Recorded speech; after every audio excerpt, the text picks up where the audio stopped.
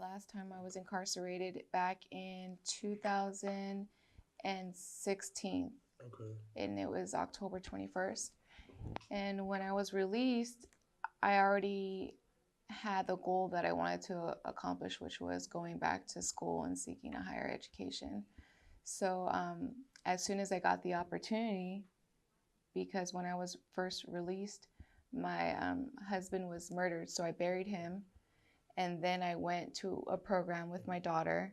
And as soon as I was able to, and I didn't have any obligations that was hindering me from attending full time at City, I did that while I was in a homeless shelter with my daughter. As soon as I stepped foot on here and I came and I was a student, I courageously walked through my fears because I didn't know the educational system, my educational experience. I was a dropout. So yeah, it was foreign to me. And so that's how I found out about USU as soon as I stepped foot on here. My trauma didn't break me. The abuse didn't overtake me. People claim that I would fall, but I still remain tall. My trauma didn't break me. The abuse didn't overtake me. People claim that I would fall, but I still remain strong.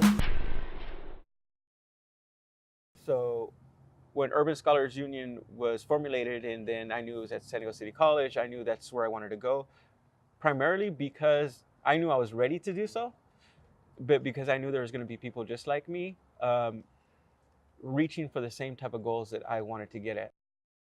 The Urban Scholars Union is a group of formerly incarcerated students who assist other formerly incarcerated students to get through any barriers that they may have on campus, as well as in the community to be successful in completing a higher education. So I told my parole officer I was going to sign up for City College. I signed up. I found myself there, and I was like, you know, I don't fit in here. So I was going to quit. And instead of quitting, I reached out to a brother from Underground Scholars Initiative and told him how I was feeling. And he goes, bro, give it 90 days. Just do one semester. And he said, start to reach out, start to find formerly incarcerated folks who are on campus. They're there. Look for them, Flaco. Go get them. Find them. So I had been connected through Underground Scholars Initiative at Berkeley with Flaco Rising. And it was funny, he just happened to be in the class down the hallway, and I was down here, and we were connected through social media, and he came down, and we just started talking, and it was real talk. It was an understanding of two students on campus who didn't feel comfortable, who didn't feel accepted, and felt left out. And we felt, you know, with the connection with Beto Vasquez, that we could create a space here that could really center our leadership, but also just make us feel as like a part of the campus, that we were actually one of those students. The Urban Scholars Union was something that was put together, you know, basically out of need. There was a need to have something of substance that was going to be representative of the demographic that we are committed to serving. We were individuals that, you know, that were part of that over 2.2 million individuals that are incarcerated across the nation. And we were trying to do something different, and we would get to campus and we would feel like we didn't belong. We would feel ashamed. We would feel like there was just so many things that people didn't understand about us. And my vision for it was, I wanted it to bring all of us together, and I wanted it to be a support group, because I wanted to quit. So I knew everyone else that was at the table might want to quit too. So I wanted it to be a place where we came and studied together. We wrote all this college stuff out together, because now we're in this space where we're uncomfortable. We feel like we don't belong in this space because there's a stigma attached to us who come from the ghetto and from the hoods and from the barrio and from the barrio. You know what I'm saying? There's a stigma attached to it that we can't afford college. You know, college ain't for us. We can't afford it, you know? And that's always been what I always thought, right? Well, when we founded the Urban Scholars Union on February 5th, 2016, 3-year anniversary, super excited. I don't think we really had a goal other than just to be a safe space. But as we began to grow and understood the power that we had here on campus.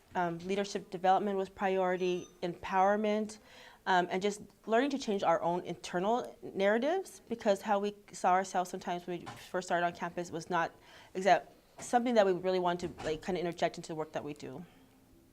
I can say honestly, I fell and had a hardship on my second semester, and I was coming regularly to the meetings, and I was an active member of the of Urban Scholars Union. And during that time, I kind of dissociated from the group and the program, and I went about to my old ways. And when I came back, I was welcomed with open arms. So it was like no judgment, picked up right where I left off. Here, let's give her some leadership roles, see if we can kind of put some stuff on our plate, keep her busy, like a positive distraction, you know. So when I came to City College, my very first day was like, oh my God, what have I gotten myself into? Because the majority of individuals that are there are young, between 17, 18, 19 years old. So I stuck it out. I went to my first AODS class, and I met a young man there who had been formerly incarcerated, who had asked me to come and check this meeting out. I was kind of apprehensive in doing so because I didn't have a voice. I didn't want like to speak to anybody, and because I had been beaten down by society so much, and not just by society, but I mean my family, my kids, everybody, and I pretty much felt alone. So by me going to their meetings and becoming a member, they helped me learn ways into where I could share my story and ways that I could connect with the audience to show that I am a human being.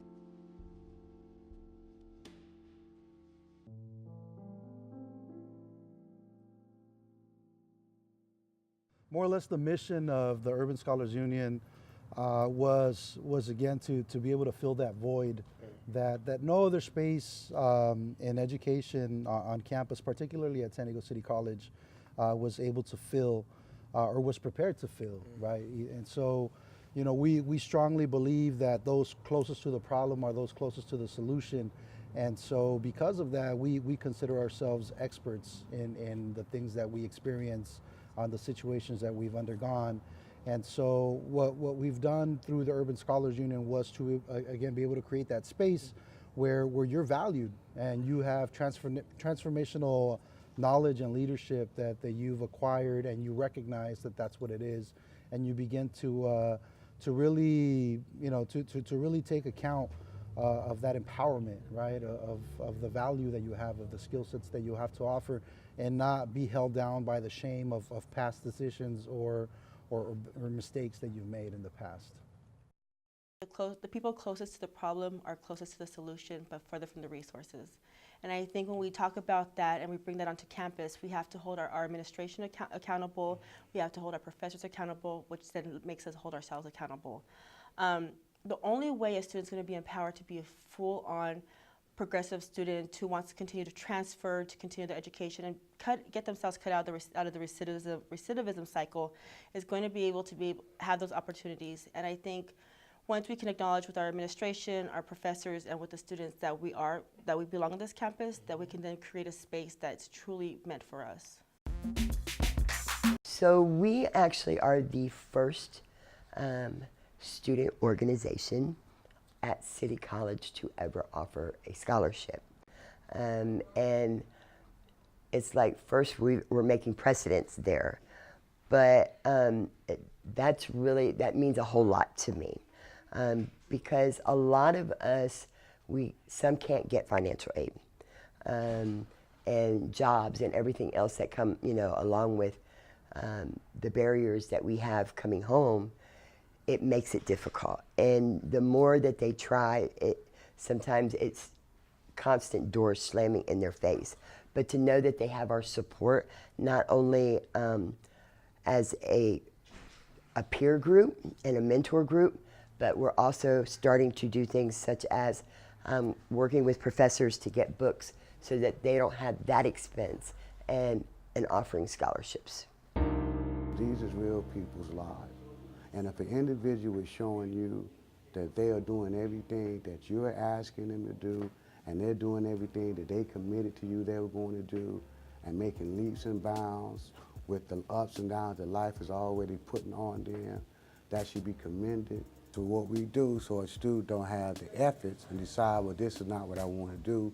We sit down with them and say, what can we do to help you get your books, get you in class, and then we're going to try to connect you with counselors and other people in the program that's in the community to make sure you go to school. So one of the things that we're hoping to do is, actually this week I'm working on a proposal to turn into City College so that we will have a space actually on campus that is ours, and we'll have some computers where they'll have like the self-learning tutorials where they can sit and start learning to be able to get those skills. I will always be thankful for Bethel and Flaco for being a part of this journey of mine, and I think as we continue to grow and we can create new leaders, this UST is just gonna explode. And I think, and I want to point this out, is we are the one organization that is not being supported financially by their school. We have done this all by ourselves with the support of the community and one another. You know, this program's amazing. You know what I'm saying? And it's not even a program yet. It's just an organization. So from this organization, I would like it to turn into a program. I would like it to turn into a program where it's on every community college campus across the United States of America. You know, it's time to empower our folks coming home from prison. It's time to let them know they're not animals. They're human beings that made mistakes. And we gotta show them a new way.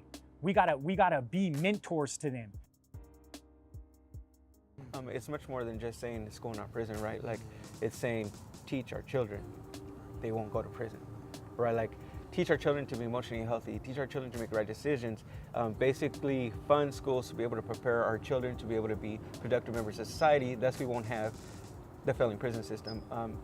School to prisons, the schools not prisons is much shorter than a hashtag. It's a way of life, and it's something that we're trying to conceive. We have been embraced. I just think the #1 embrace needs to be now here on campus. This work is not a competition. What I've learned in this work, and I'm going to be straight and very honest, is that there's a difference between transactional and transformational leadership. And the school has opportunity to make it transformational for us, but there's still the obligation for data and for numbers. And we've already been data and numbers in the system. And I think our pushback is that we're owning that. We don't want to be data, we don't want to be numbers, we don't want to be worth of value to how much money you can get to have us here. We don't want to be a box.